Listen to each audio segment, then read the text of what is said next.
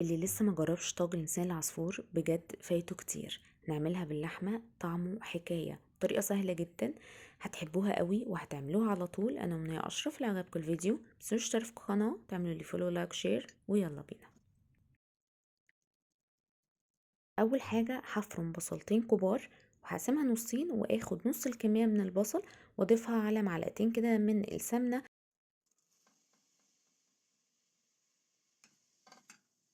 هفضل بقى اقلب لغايه ما البصل يدبل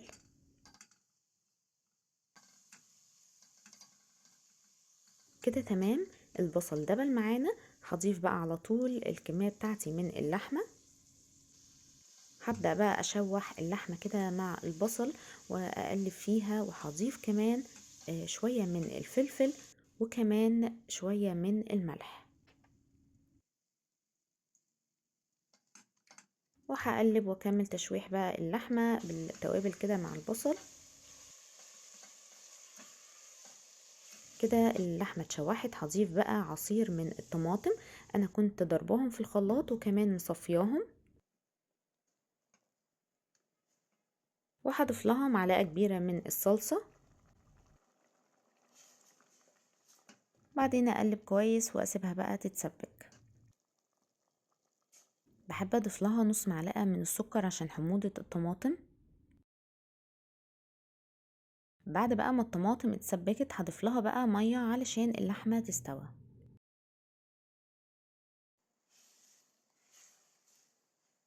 هسيب بقى اللحمه تستوى ونجهز لسان العصفور. هضيف كده معلقه من السمنه البلدي، واضيف بقى الكميه بتاعتي من لسان العصفور،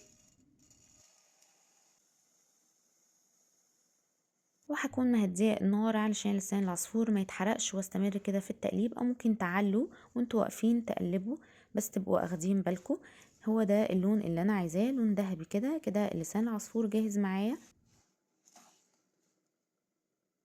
نص كمية البصل اللي كنا شايلينها كنت حاطة عليها شوية من الملح طبعا، هضيفها بقى دلوقتي على لسان العصفور. بجد بتدي طعم رهيب جدا. البصل الني بيدي طعم للأكل جامد قوي. هضيف بقى كمان فلفلاية، وهقلب كده لسان العصفور مع الفلفل مع البصل دقيقة واحدة وارفعها من على النار. البصل والفلفل هيدوا طعم رهيب جدا.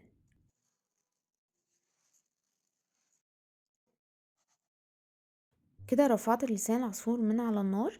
هرجع بقى اللحمة، هظبط دلوقتي الملح بتاعي وهشوف بقى محتاجة ملح ولا لأ، وهقلب واشوف برضو اللحمة استوت ولا لأ. لازم اللحمة تستوي معانا لان لسان العصفور ما بياخدش وقت في السوا. كده اللحمة استوت.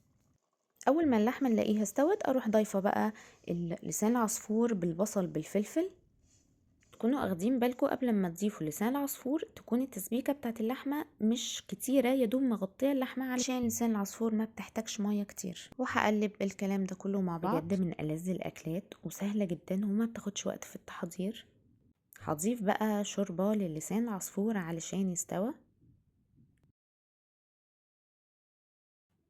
وهقلب بقى واسيب اللسان العصفور يغلي كده غلوتين 3، وهضيف لها كمان قرن حامي.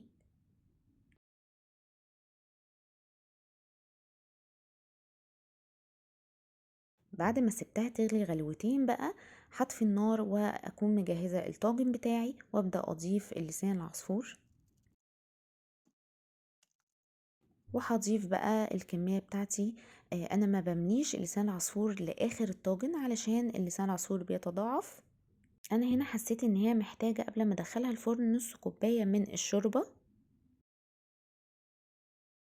هدخلها بقى الفرن درجة حرارة مرتفعة. أول ما تشرب الشوربة بتاعتها هطفي النار. ما بتاخدش وقت في الفرن، 10 دقايق أو ربع ساعة بالكتير، علشان اللحمة مستوية وكله تمام.